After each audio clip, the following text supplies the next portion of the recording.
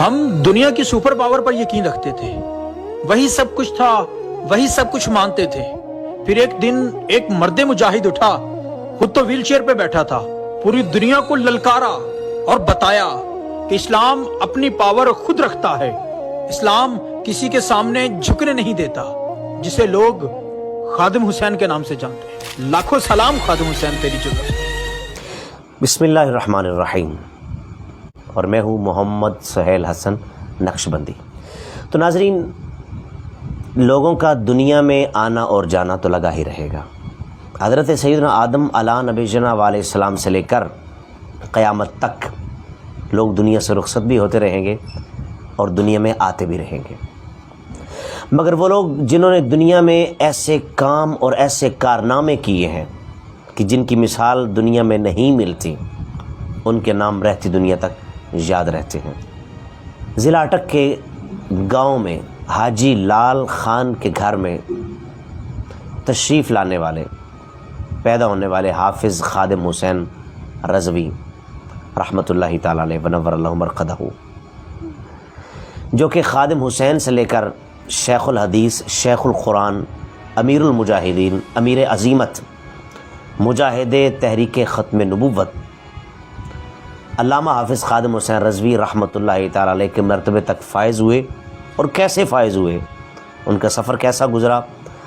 یہ زندگی کا طویل سفر بیان کرنا بہت مشکل ہے، مگر مختصر تعارف اس شخصیت کا آپ کے سامنے پیش کرنے کی کوشش کر رہا ہوں۔ ابتدائی تعلیم ضلع اٹک کے اپنے آبائی گاؤں نکا کلاں میں حاصل کرنے کے بعد قرآن کریم کے حفظ کے لیے جہلم کی جامع مسجد عیدگاہ میں تشریف لے گئے۔ 1974 سے 1978 تک آپ نے وہاں تعلیم کا سلسلہ جاری رکھا اور قرآن کریم کو مکمل حفظ کرنے کے بعد 1978 میں آپ لاہور تشریف لائے اور جامع مسجد وزیر خان کے استاذ قاری نذیر صاحب کی سرپرستی میں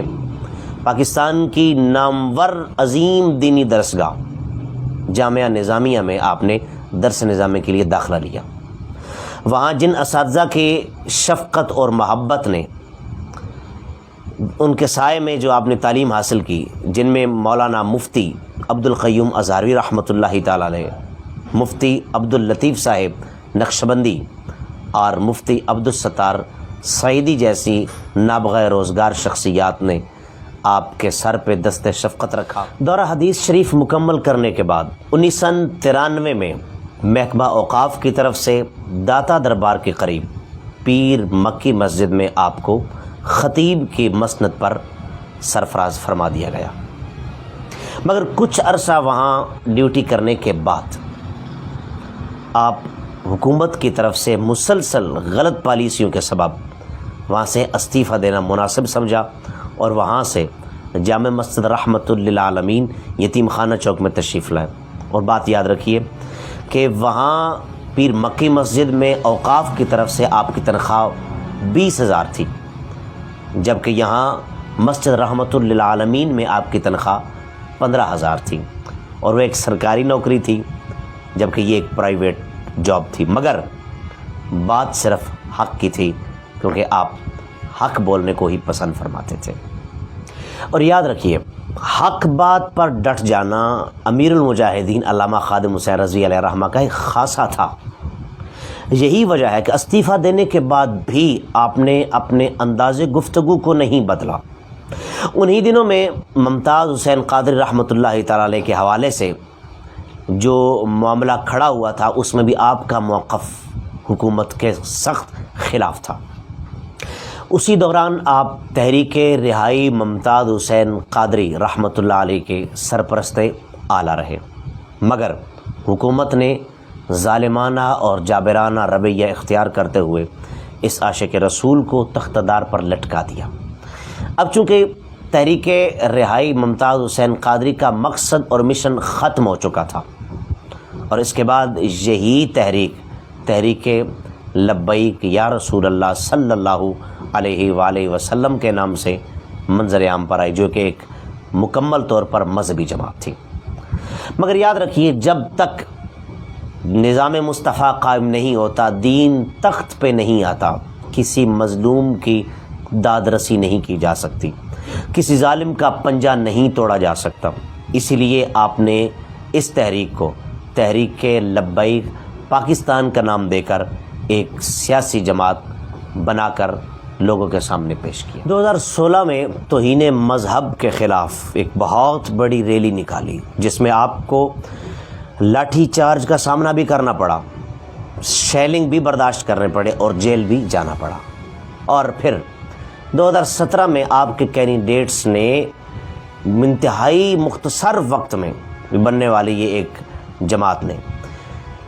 25,000 ووٹ حاصل کر کے دیگر سیاسی جماعتوں کو حیران کر دیا اور ان کی انگلیاں دانتوں کے نیچے تھیں۔ اور 2017 میں ختم نبوت کے آئین 295C میں حکومت کی طرف سے ترمیم کی گئی،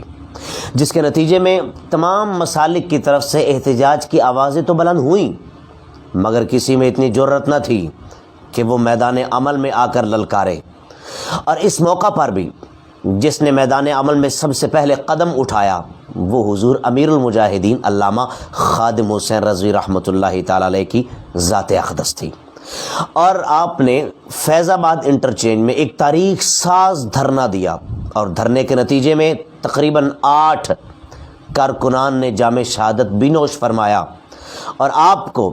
دھرنا ختم کرنے کے لیے بڑی بڑی آفرز دی گئی، مگر اس مرد قلندر نے وہ ساری آفرز جوتے کی نوک پہ رکھ کے ٹھکرا دی اور فرمایا کہ ہمیں سب سے زیادہ جو عزیز ہے وہ رسول اللہ صلی اللہ علیہ وآلہ وسلم کی عزت اور ناموس ہے۔ اور 2018 میں آسیہ ملونہ کیس میں آپ نے ایک بار پھر احتجاجی کال دی، جس کے نتیجے میں آپ کو بار دیگر جیل جانا پڑا، اور ساتھ ہی کم و بیش 200 کے لگ بھگ آپ کے کارکنان کو بھی جیل کی صعوبتیں برداشت کرنی پڑی۔ اور ان 200 کارکنان میں 2 جید اور بزرگ عالم دین بھی تھے کہ جو اس ستم کو برداشت نہ کر سکے اور جیل میں ہی جام شہادت نوش فرما گئے۔ اور یاد رکھیے، امیر المجاہدین کو جیل میں نہ صرف قید رکھا گیا بلکہ آپ کو طرح طرح کی آزمائشوں کا بھی سامنا کرنا پڑا، سخت سردیوں کی لمبی رات، اور صرف جیل میں ایک کمبل دیا گیا جس کی لمبائی اتنی تھی یا تو پاؤں ڈھانپے جا سکتے تھے یا پھر سر، مگر مرد قلندر نے اس کو بھی برداشت کر لیا۔ اور یاد رکھیے، معذوری کے سبب آپ زمین پر 2 منٹ بھی نہیں بیٹھ سکتے، مگر ان ظالموں نے آپ کو 6 ماہ تک بغیر ویل چیئر کے زمین پہ بٹھایا، اور آپ جان عالم صلی اللہ علیہ وآلہ وسلم کی یاد میں 6 ماہ تک بیٹھے رہے۔ اور 2018 میں ہی ہالینڈ میں عالمی سطح پر آقا کریم صلی اللہ علیہ وآلہ وسلم کے خاکوں کا کمپٹیشن رکھا گیا، تو اب قبلہ امیر المجاہدین رحمۃ اللہ تعالی علیہ نے نہ صرف سخت الفاظ میں مذمت کی بلکہ آپ عملی قدم بھی آپ نے اٹھایا اور ایک زبردست لانگ مارچ کا آغاز کیا۔ اور لانگ مارچ کے دوران ہی خبر ملی ٹویٹ کے ذریعے سے کہ اس بدبخت نے اس کمپٹیشن کو منسوخ کر دیا ہے، ختم کر دیا ہے، اور اس کی وجہ صرف یہ سامنے آئی کہ یہ بابا جتنا سخت بولتا ہے لگتا ہے ہمیں جان سے لے ڈوبے گا۔ اور یاد رکھیے دوستو، جو لوگ کہتے ہیں کہ قبلہ امیر المجاہدین سخت الفاظ استعمال کرتے تھے، اپنوں کے لیے نہیں، وہ تو بیگانوں کے لیے ہوتے تھے، اور اپنی ذات کے لیے بھی نہیں، وہ صرف رحمت عالم صلی اللہ علیہ وآلہ وسلم کی ذات گرامی کے لیے اگر کسی کے خلاف بولتے تھے تو سخت بولتے تھے، ورنہ اپنوں کے لیے تو وہ ریشم کی طرح نرم تھے۔ 2020 میں فرانس کی طرف سے حضور رحمت عالم جانے جانا صلی اللہ علیہ وآلہ وسلم کی گستاخی کی گئی، اور میں لاکھوں سلام پیش کرتا ہوں اس مرد قلندر کو، اس ویل چیئر والے بابے کو، کہ جنہوں نے پورے عالم اسلام کی لاج رکھتے ہوئے میدان عمل میں سب سے پہلے نکلے، اور 15 نومبر کو ایک زبردست مارچ کی کال دی۔ اور اس مارچ کا سب سے بڑا مطالبہ یہ تھا کہ فرانسیسی سفیر کو ملک بدر کیا جائے اور پاکستانی سفیر کو واپس بلا لیا جائے۔ بالآخر حکومت وقت کو قبلہ امیر المجاہدین کا یہ مطالبہ منظور کرنا پڑا۔ اچانک سے طبیعت خراب